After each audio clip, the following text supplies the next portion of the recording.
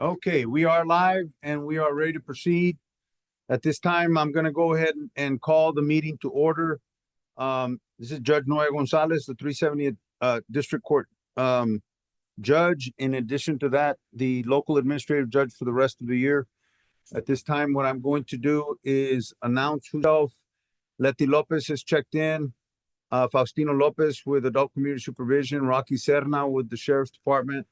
We have the 93rd State District Court, Fernando Mancias. We have the Honorable Renee Betancourt with the 449th. We have Nereida Lopez Singletary, judge of the 476th. We have Court 6, Albert Garcia. We have OJ Esquivel. Sorry, we keep missing each other, OJ. And Judge Esquivel is with the 430th. We have Isidro Sepulveda with pretrial services and indigent defense. We have our county judge. Thank you for joining us, Judge Cortez. We have Judge Reina, and she is with the 206.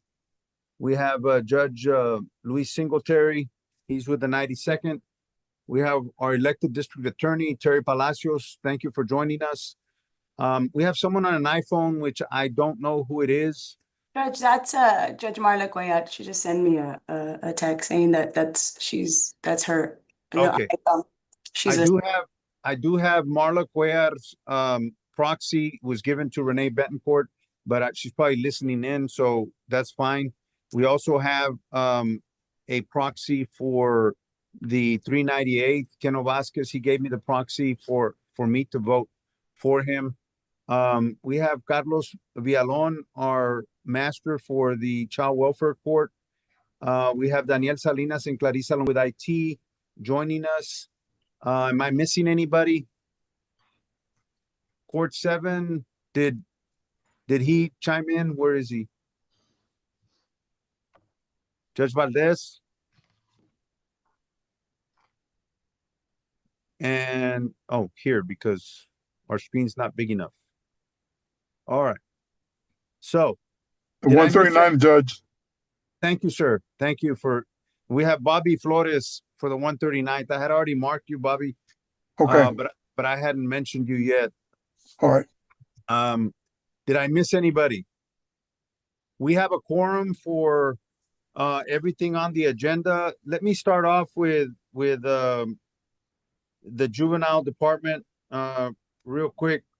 We normally would go with the juvenile department. I'm going to at this time ask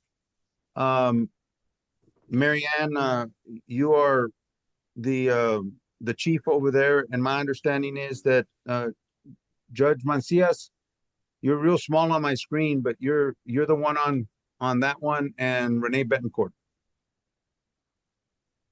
Mancias? Yes, sir. I'll pass it on to Miss. I did read the minutes for the last meeting. They seem to be in order, and I'll pass on the rest of the items to Miss Denner. Miss Denner? Did you want to approve the minutes or? I'll make a motion. Let's take up. Let me ask you this: are there any of them out of? I know one of them. There'll be some discussion, but anything? The only one that is different, Judge, is item number 7, 8, and 9, and maybe number 10. Otherwise, the rest of are pretty much routine matters. Yes, sir. I agree with Mancias. I reviewed the agenda and the items inside the agenda. The only item I think that we would want to pull for discussion would be item 7, and I know the rest 8, 9 just correlate with item 7, or they're part of item 7. But other than that, in reviewing, I think I would make the motion that we would approve all the other matters except for 7. Oh, okay. All right. So what we'll do is I'll second it. So there's a motion, a second to approve everything other than number 7. And at this time, there's a second. All those in favor? Aye. Aye. That passes. And let's take up number 7. All right. Ms. Denner? Yes. 7, we met, to discuss opening up our detention beds for use by other entities, juvenile probation departments who lack space or need somewhere to put to place a juvenile. And so this is to allow us to contract with juvenile probation entities for beds at our facility, to set it at 15 beds and at $200 a day. On that Oh. issue, we had a meeting with some juvenile chiefs about, I don't know, about 6 weeks ago. And there's a great need from other counties for juvenile beds. And we have some juvenile beds available. So that's what this issue is all about. Well, did you include, Marianne, what I asked you to include, which was the number of beds? The facility is a 96 bed facility. Is that correct? Yes, sir.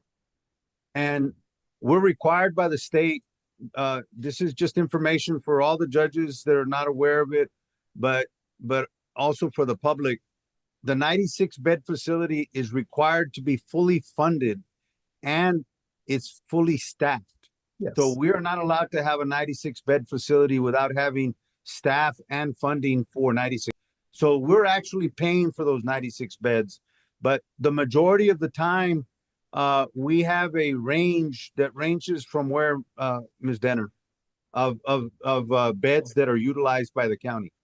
Up to about 55. Recently, we've had higher numbers, but normally we're between 30 to 40 Okay, beds. but if we assume that it's 55 or 60, Yes, that sir. means that we have the remainder of those beds that are free. And we're already paying to staff them. The only thing that we're not paying for is food for the extra beds, right? but- Correct. Yes, sir. But as far as supervision and all those things, we're already paying for that. The Yes, sir. county's having to pay it. Yes, sir. And what this would do is it would free up, and you're only aiming for 15 beds, which really keeps it way under where we could probably have any problems, right? Exactly. 15 So beds to me is a good amount. At 15 beds, assuming that we were to for lack of a better term, make those beds available for what we would say is rental, right? They're Yes. basically using the Correct. facility, but we're providing supervision, food, education, Yes, sir. all those things that we provide. We would be providing that at $200 a day. Yes, sir. Now that would translate to a reimbursement of some type, and that reimbursement to the county, and I say reimbursement because the county's already paying for most of these things anyways. Yes, sir. So it would be a reimbursement of 15 beds at how much? Más o menos. Well, it depends on, detention beds, it's a little hard to gauge because you never know how long they're going to be here. So but I I'm included, asking you, I'm Oh. asking you to calculate 15 beds for a year. What would that translate to? I know that that's not, I That's- believe that Rick Guerrero did send off a document that Right. kind of calculated all that information, and he submitted it to us for review. It's a good amount. I don't Yes. have it on the top of my head, but a very good A amount. it's a little over $1 million. $1 million. yes. Right. So what would we have the opportunity to do is basically recoup some of that money that we're already spending to maintain the facility. Yes, sir. Okay. And so I know that Judge Betancourt had reached out to me and I told her that I would get those things to her through you. Judge Betancourt, any further discussion? I mean, no, everything you said, Judge Gonzalez, is correct. I mean, our facility, the facility there is a 98-bed facility. We have, and I say we, myself, Judge Mantillas, Judge Singletary, and Judge Alvarez have worked to make sure that, it's never over 50, 60 occupied with the detention hearings and so forth. Mixing in these kids, of course, there's always the social concerns of we're bringing them from other counties. I mean, usually the counties that do this type of agreement or contract are usually smaller counties who don't have a big budget like ours. I know the bigger counties don't do it. I've asked, but it's more the smaller ones. But I mean, it's a good amount. The concern that I have, or maybe not even the concern, maybe the question or the proposal is, obviously that money goes back into the general fund. That doesn't mean it's allocated specifically for juvenile probation. And that's, we're taking a risk of bringing kids in, mixing them in with our own kids who are going to go back out to the community. And again, I mean, do I think it's it's a good amount of money that we're going to be reimbursed. Yes, I do, and I agree. I'm just concerned of, those funds are not coming specifically back to juvenile probation. Now, if those funds were coming back to juvenile probation for resources, for services, for, other things within the detention center, or even for the juvenile probation department, then I would say let's do it. But I mean, again, and I'm not understanding it, but it goes into a general fund. That was the only concern I have. I mean, but the money it's a good amount. And if we keep it at 15, I mean, I think that's a good amount as well. Those are just some of the concerns I had. Judge, But I would- I'm somewhat a little concerned with those comments because if there's a need for the juvenile center, and there's funding needed, I mean, that's why you come to the Commissioner's Court and we usually or give you that money. To me, I would like to have to hear about the terms of the agreement. How long would be committed and that kind of stuff. Well, Judge, Do we know? actually, it's a really sweet deal for us. And let me tell you why I say that. Because it gives our county full discretion. At any day, Mary Ann Denner, as the And- director of the facility, can tell That- county that- A, B, or C, you know that- what? That is We an don't- easy decision for me because if there are problems, we want to know what problems we have until we try it. And if we Right. have the flexibility to cancel at any time, then I think that's sufficient precaution that if the event that should happen, that we just simply stop it. Yes, we In- do, with the intake, we will be able to choose, the kids that we want in here as well. So we're prepared for them. We know that there's probably going to be issues, but they're nothing I don't think that we can't handle. And what I'd like to do is also, now that the county judges chimed in, I think that the county judges is echoing what he's gonna, or we're gonna echo what he said. It's a good opportunity for us to recoup some money that we're already spending. And Judge Betancourt, I think that the county judge, listening to what we're doing here, will understand and share with the commissioners that we're doing everything we can to help with funding. And we would hope that anytime we need any additional funding, for example, we'll need a little bit more food and things like that. That if we need any additional funding, that it's going to be easier to go to the pot and say, hey, listen, we're recouping some of this already. And is that correct, Judge? Absolutely. I mean, this is an important function and we certainly want to provide all the resources that you need to do it right. And in talking to a lot of other jurisdictions around the state, Judge Cortez, we are very lucky to have a great relationship with our commissioner court. And so that's why I was saying, give me the numbers. I want to see, because if it's lucrative, which it is, and Chief Denner gave me those numbers, it is a good amount of money. We're going to get reimbursed. And so I'm glad you were on here, because that was something that, again, I think Judge Noe and I spoke about, of utilizing that money to be brought, not so much for personnel, juvenile, but, for resources and so forth, for the services for those that are in the juvenile justice system. But by the way, Judge Cortez, it was amazing to hear some of these other jurisdictions. They're actually funding a bulk of their budget for juvenile straight from Just the sharing of beds. Some of these places, actually, that's one of their main sources. So we think that this will help the county move us along and help us financially. At this time, Judge, are you making a motion, Judge Mancias and Judge Betancourt, I'll make to the motion to approve the 7, 8, is it 7, 8, 9, and 10, I believe, that correlate with 7? I'll second the motion. there's a motion, a second, all those in favor? Aye. Fantastic. Mary Ann, have at it. Thank you all. All right. And I think that takes care of juvenile. The next area is that of my agenda items. I'm gonna start off with the discussion and possible action on Senate Bill 9, Article 17027, and other applicable provisions. I put it on the agenda just to give everyone notice. The local administrative judge of the county has to give notice to OCA on on who we were gonna designate to give notice to our county when someone charged with a felony is arrested in another county and they have a pending felony in our county. And so I took it upon myself to check with Isidro Sepulveda with Indigent Defense and Pretrial Services. We've designated his office. There's going to be a notification, and I'm working with Isidro on this and OCA. There's going to be a notification to the district clerk, to the district attorney's office, to the defense lawyer involved in the case, and to the court of the actual arrest outside the county. That gives us a heads up so that if you have a pending charge that is in one of our courts already, then we are able to then bring them in if they bond out over there, or put a hold on them if we want to, but bring them in and reevaluate the bond they were on previously. And that is designed to alleviate some of the issues that we'd had in the past with people getting arrested and courts not being notified.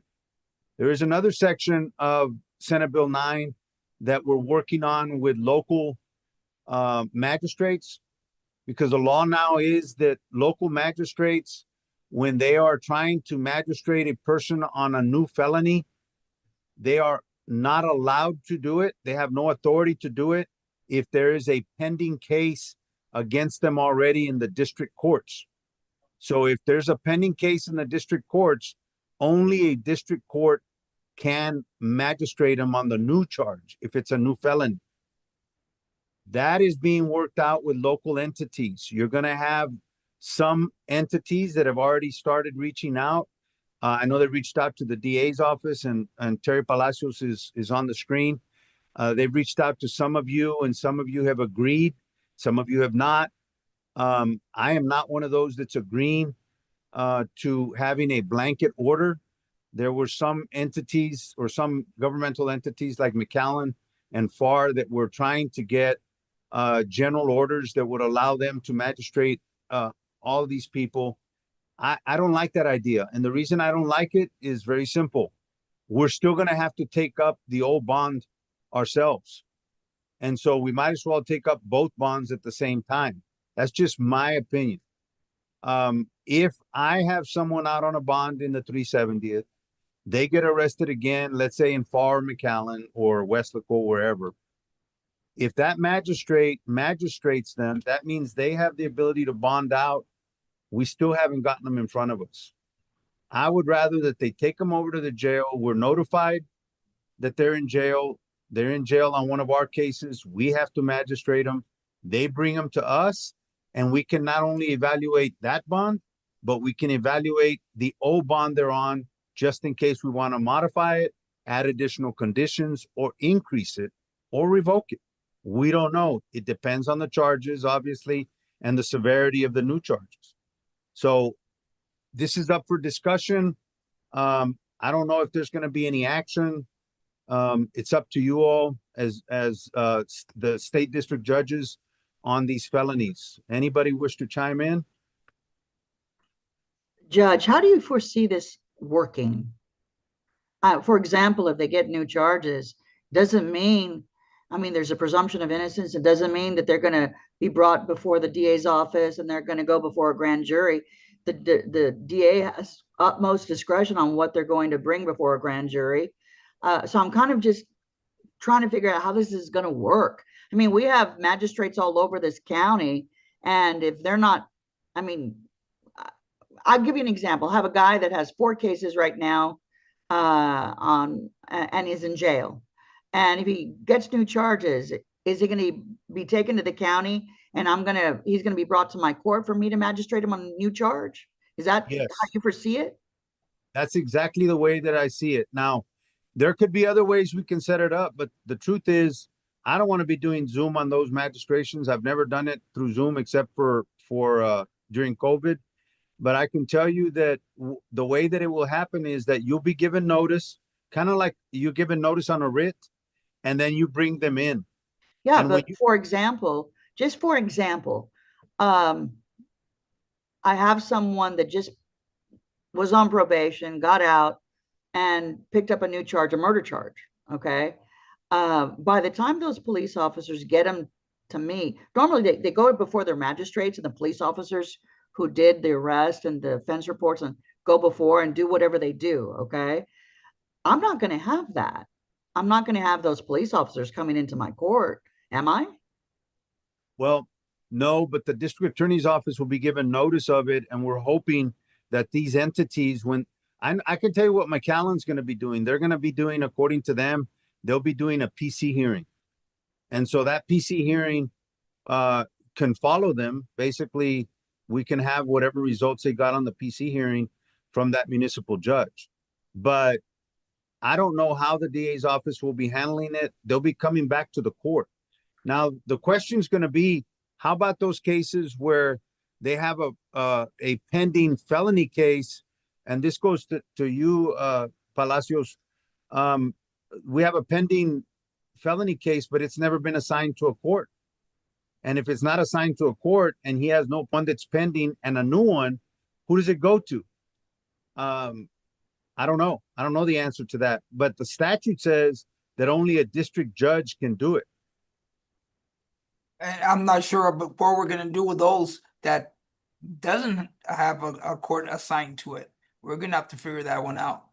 And I think that is where, Terry, we need to have a really serious discussion about possibly kind of fast tracking what we've been looking at and that other jurisdictions do, which is the assignment of cases at the time of magistration. And I think Bexar County does that. They actually assign it to a court. And I don't know how else to do it, Judge Lopez.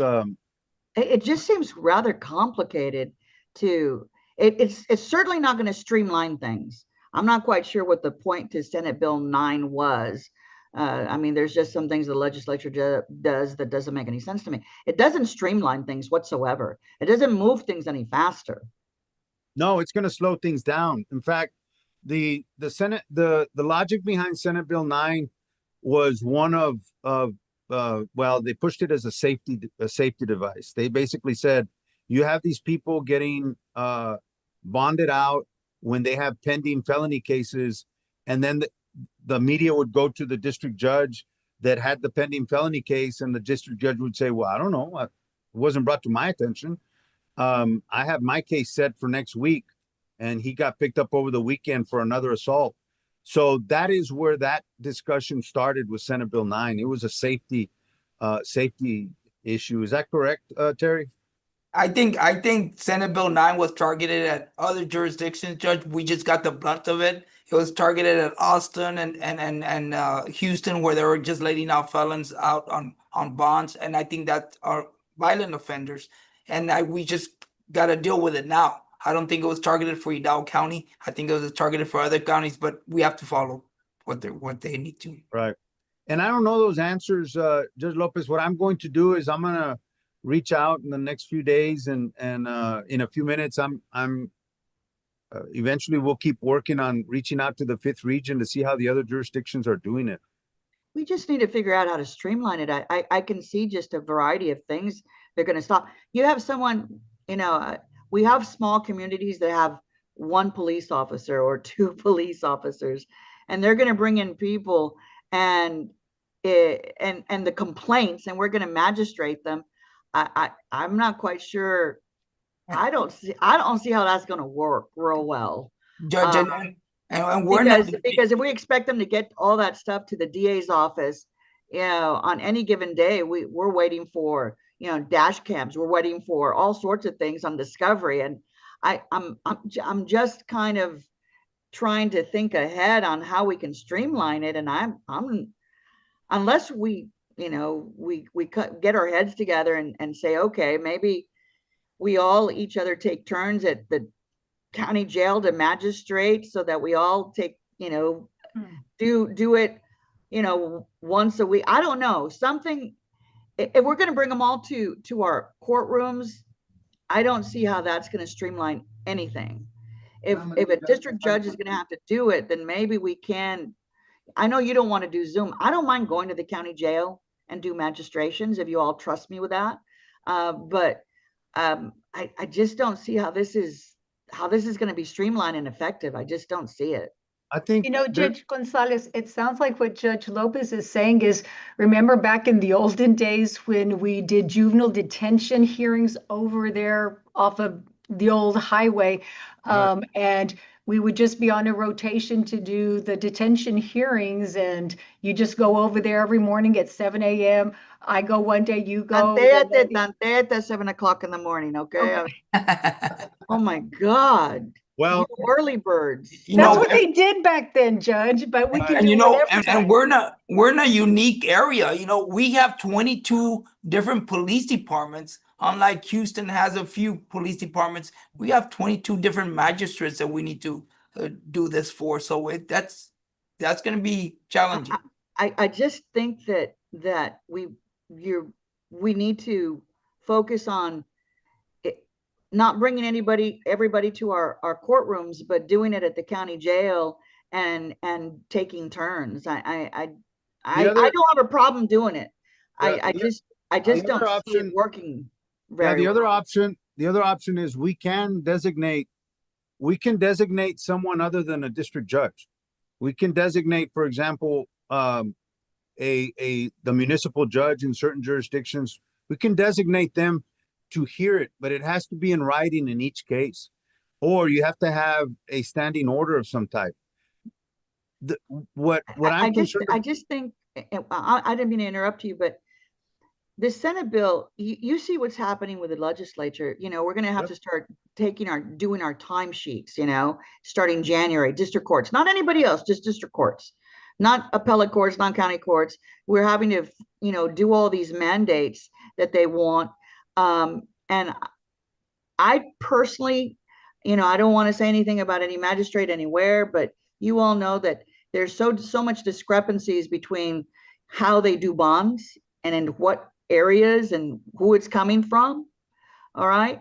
I'd rather have one of you, you know, as a district court cover me than someone else. I'm just saying. Well, that's fine. Let me bring up the next thing, because that way, sorry, Rose. Look, what I'm gonna do is this. I'm gonna move on to a different section. We're gonna talk about overseers and the local administrative presiding judge. Let me just say this. I want to thank all of the judges and the county judge's office, the DA's office. I've been the local administrative presiding judge for quite some time. During COVID, I took over, and it takes a lot. It takes a lot of time. I'm telling you right now that I'm asking the judges for their support for the local administrative judge for me for 2027. Okay, for 2026, I need a year off, and for personal business, for political reasons, for other reasons that we don't have to discuss, I am at this time going to ask that you all support someone other than me for that position. I'm nominating Rose Guerra Reina. Judge Reina has been with us for quite some time. She has graduated or will graduate December of 2026 out of our judicial academy, and she's going to take on a much more important role of being a grandmother. And she's going to also hopefully be a visiting judge and take on other duties, which we will appreciate when she gives us the time to help us. We don't like to lose our legal minds, especially those that have been around and that are sharp as hers. I'm nominating her to be the local administrative presiding judge starting January 1st of 2026. At this time, that is my nomination. Do I have a second? You have a second. All those in second that. favor? All right. Aye. Rose, starting in January, you are gonna take over the reins. I'm gonna, and I'm telling each and every one of you, I do thank you. We've done quite a lot in the last few years with your help It's not me. It's you all helping me get things done. It's not one person. Rose, you'll figure that out real quick. You've done this before. But I will help you with these issues of Senate Bill 9 and the other issues that we have discussed. I met with Judge Reyna yesterday, and so congratulations, Judge. Starting in January, it's all yours. Thank you, Judge, but I will be knocking on your door and I've got your cell phone. I know where to find you. But I will help you. And by the way, that it is going to we're going to take up the overseers. There's one thing that Judge Reyna wanted to throw out there, and that was the oversight of the reentry court. I don't know, Judge Reyna, if you want to keep it for now or if you want to pass it on. I didn't want to overload everyone. I know everyone's got dockets and some already have specialty courts and other administrative obligations. So I just kind of put my thinking cap on and I reached out to Judge Keno Vasquez. He was interested in and was able to do time frame wise and commitment, and he was very excited about it and did agree to take that on. And so Well, I spoke to Judge Vasquez. He does have an excessive amount of energy. And he can better utilize it than he can better utilize what he's the time he's got and certainly provide those services. Are you nominating him for that? I am. All right. And the rest of you that have oversight, are you all requesting the same oversight that you have? I am for the juvenile department. Yes. Can you remind me what's what? My memory is Fernando Mancia, juvenile department. great. Okay. We Bob, have, what is adult probation? Okay. What else? What other oversights do we have? I have the auditor's office, and I don't mind keeping that one. Nobody ever likes the auditor. All right. And the other one, isn't there like a DWI court? Who's doing that? Those are actually specialty courts, which is, and actually we're talking about oversight. We're really not talking about the specialty courts here. This is oversight. Okay. And so the specialty courts, we kind of discussed it with Judge Reyna. It's not really on the agenda. The specialty courts are maintained separately, and those are ongoing. The only reason I brought Judge Reyna's up is because she wanted to start sharing it with Judge Vasquez, but the rest of the specialty courts all remain the same. The Okay. oversight is what we're talking about. Got it. And we do have who is our representative for the bail bond board? Judge Cuellar. Judge Cuellar. Judge Cuellar, okay. And anybody else? Okay, so there's a motion. Is there a motion and a second for all oversight to remain the same? I I move, so move. Second.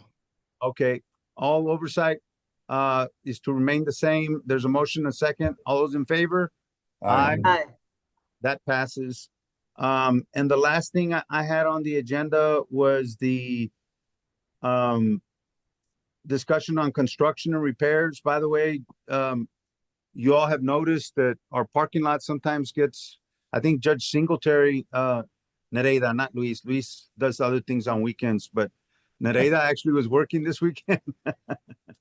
And she got I locked take out. care of the kids. Yeah. I got the real hard job.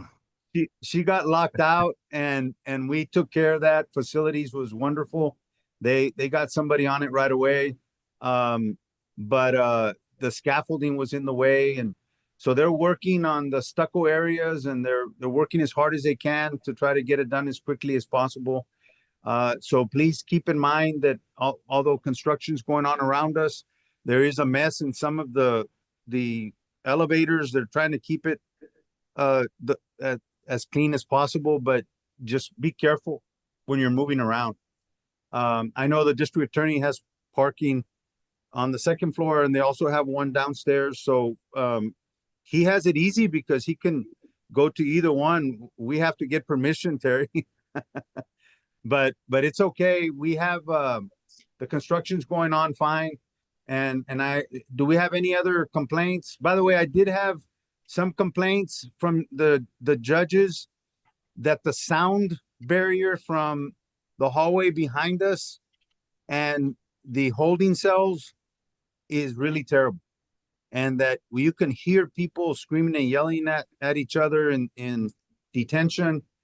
You can hear people in the hallway when they're trying to communicate out loud. I talked to Balde, and Balde was gonna check it out, Judge, because I don't know if they were supposed to have sound proofing, but if they did put it in, it's not working. No, also spoke to Valde Abantes. This is very disturbing. Obviously, we paid so much money for this thing. To hear that, because I have been receiving various complaints from various different areas. So what I told him is get an inventory of, and he's supposed to ask all of you and all of the department heads in the courthouse to point out any deficiencies that we hear. So hopefully we can remedy them. I know that some of the judges that are trying cases, when the jurors get loud, I mean, in the old courthouse, you could hear the jurors anyways, but here you can, through the walls, and it's something that is disturbing. We keep the lawyers away, and we keep the staff and judges away so that they can have their ability to do what they need to do as jurors without being disturbed. But it is something we need to address. Yeah. Okay. Well, Anything and anything again, else? you know, you lawyers do a very good job or a very poor job in coming up with agreements. I hope we have a good agreement that we can remedy it fairly quickly. I don't know if it's a design problem or a construction problem, but we'll find out. Well, I do want to tell you this, Judge. Your office, and I will tell Judge Reyna this, your office and mine have been working hand in hand for a number of years, and you all have been extremely helpful. You have had your doors open for us, your phones on. And so I know that will continue. The commissioners and everyone has been working really close with us, and certainly your staff and Balde's office, through you, has been very helpful too. So thank you so much for all that. Appreciate that. Well, we're very proud of judicial people here. Thank you. You better be, Judge, We are. especially since you're talking to a bunch of judges. We are. All right. I think that takes care of the entire agenda. Thank you very much. This is the last time I'll be presiding for a year. And like I said, I'll be asking for your support next year. We promise to miss you. Thank you. There's a motion to adjourn, Second, and all those in favor. aye. Bye-bye. Nice.